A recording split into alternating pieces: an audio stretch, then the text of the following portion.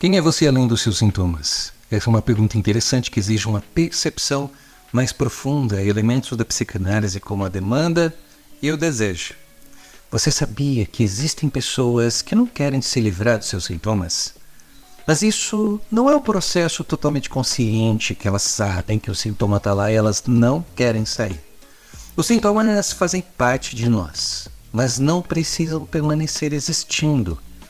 E hoje a gente vai falar sobre esse assunto. Quem é você além dos seus sintomas?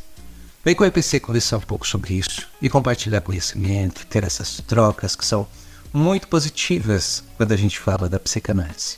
A ideia é essa, compartilhar, transmitir a psicanálise. Então vem com a gente e vamos para a nossa vinheta.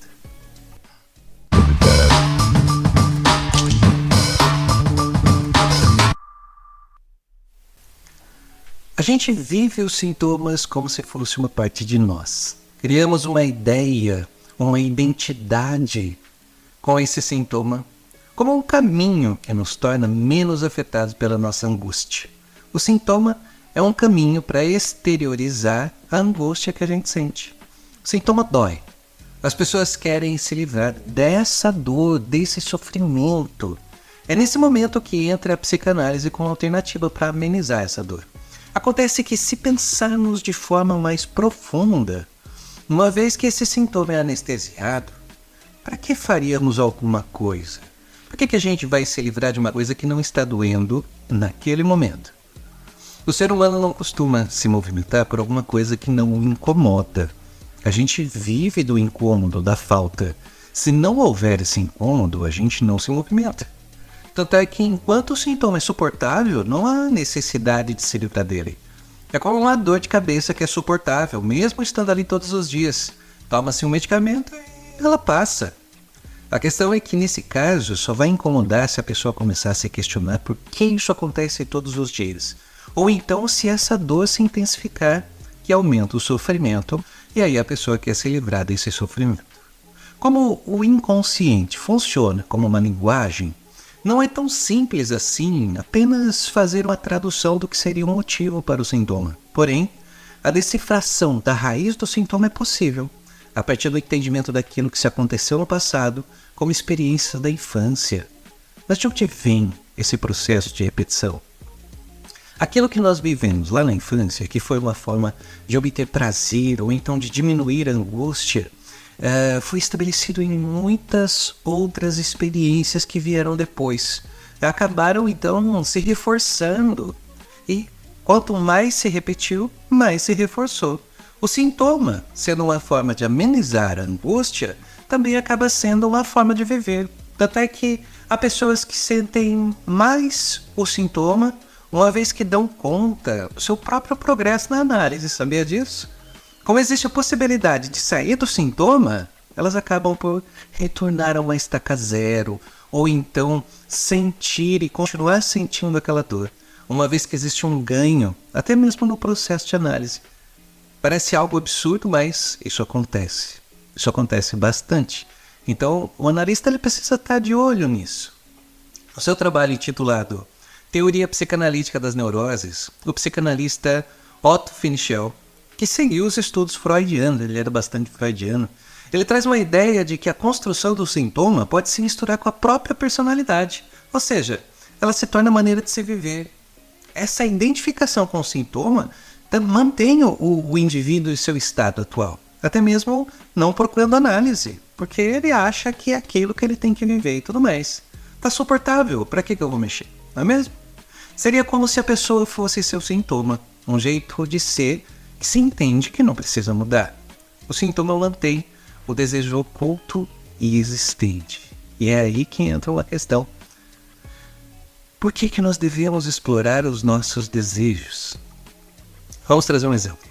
Um bebê chora lá pequenininho, chorando para receber o peito da mãe. Só que por qualquer motivo, a mãe demora um tempo maior para vir. O que faz com que a criança chore mais alto por um instinto para querer que aquela mãe venha. Em seguida, a criança é recompensada com o peito materno, ou seja, a mãe chegou. A criança ela não tem essa percepção clara de que a mãe tinha um tempo para chegar. A criança tem uma percepção do seu sofrimento, do vazio que ela está sentindo. E ela assimilou essa informação. Se num outro momento ela também precisar chorar mais alto para que receba o peito, chegará ao ponto que ela vai chorar alto automaticamente para ser alimentada.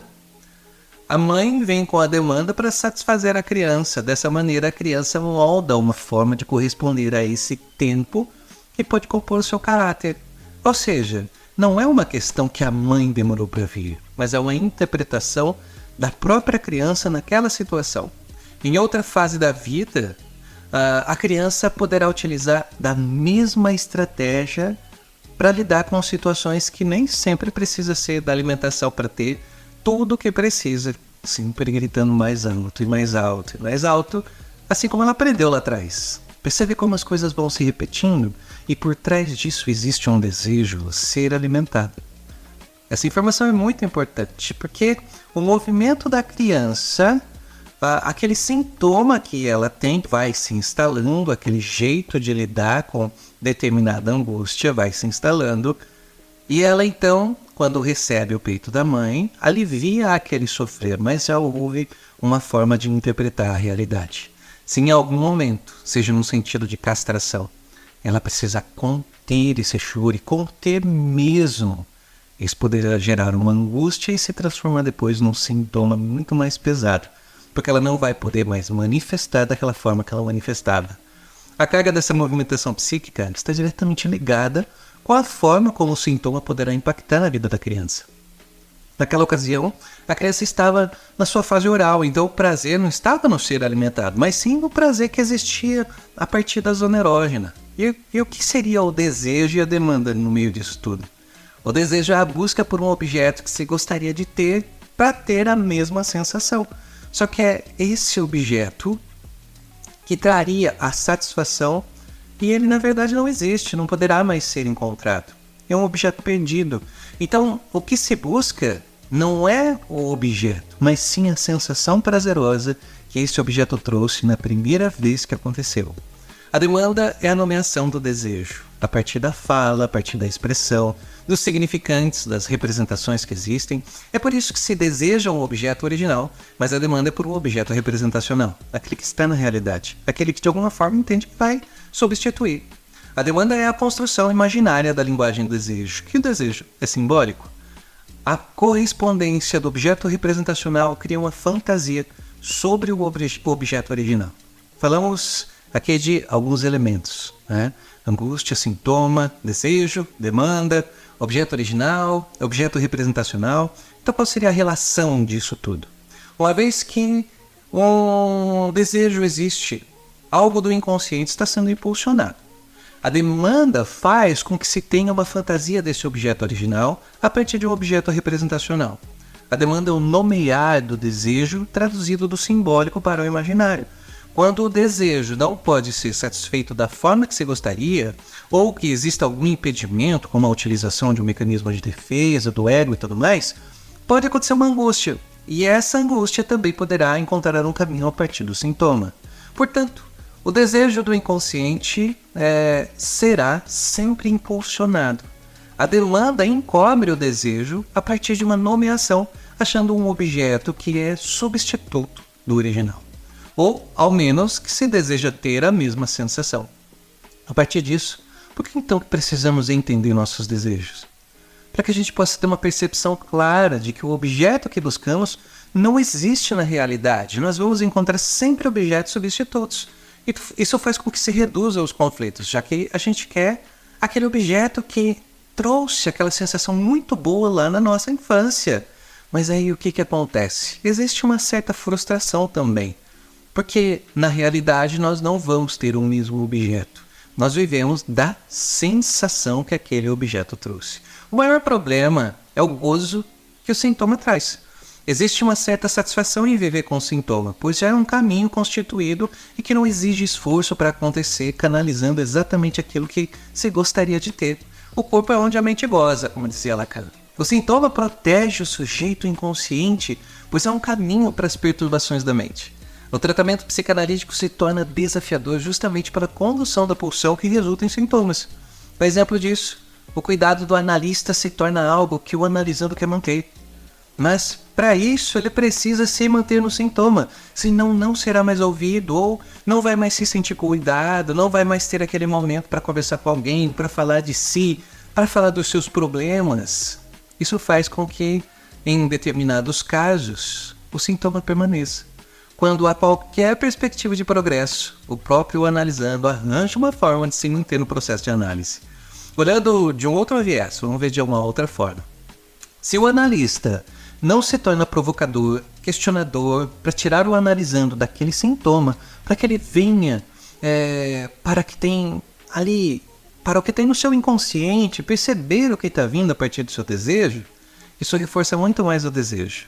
O analista tem que trabalhar de forma a deslocar o analisando do seu sintoma, para que haja uma compreensão desse desejo, até mesmo entendendo o seu próprio desejo diante daquele analisando. Então, o que precisa acontecer? Entenda o seu desejo. Entre em um processo de análise, procure compreender os seus sintomas, o que tem por trás deles, o que eles podem dizer. Nem sempre é uma necessidade de cuidar. Entenda que é uma canalização daquilo que você tem no seu inconsciente, uma canalização do seu desejo em busca de uma satisfação. E a transformação em sintoma também é uma forma de viver com os impulsos que vêm do inconsciente. A realidade apresenta os objetos que estão nela. Somos estimulados por esses objetos como se fôssemos viver aquilo que vivíamos lá na infância ou qualquer outro momento ali da nossa vida que trouxe um grande prazer, mas principalmente na infância. O que nos leva à mesma reação sentimental e comportamental. Entendendo o que você deseja com os objetos da sua realidade, que você conseguirá viver melhor e com menos sintomas. A questão é, como sair desses sintomas? Quem é você, além dos seus sintomas? E se você gostou desse vídeo e também gosta desse tema, ajuda a gente a divulgar para mais pessoas. É uma ação super simples que você faz assim, rápido. Demora menos de 2 segundos. Sabe como? Basta você curtir esse vídeo. Também compartilhe esse link, pois outros psicanalistas podem também ter suas ideias, suas percepções, lidar com seus sintomas. E a psicanálise, ela tem que ser transmitida, ela é propagada, e dessa forma ela poderá enriquecer cada vez mais a mente das pessoas. E é claro, aqui você tem caminho aberto para trazer seus comentários. Então, nos conte aqui, o que você achou desse tema? Você consegue identificar em você alguns dos seus sintomas? Quem seria você sem os seus sintomas? Responda aqui pra gente. Eu vou ficando por aqui, a gente se vê no próximo vídeo. Até mais!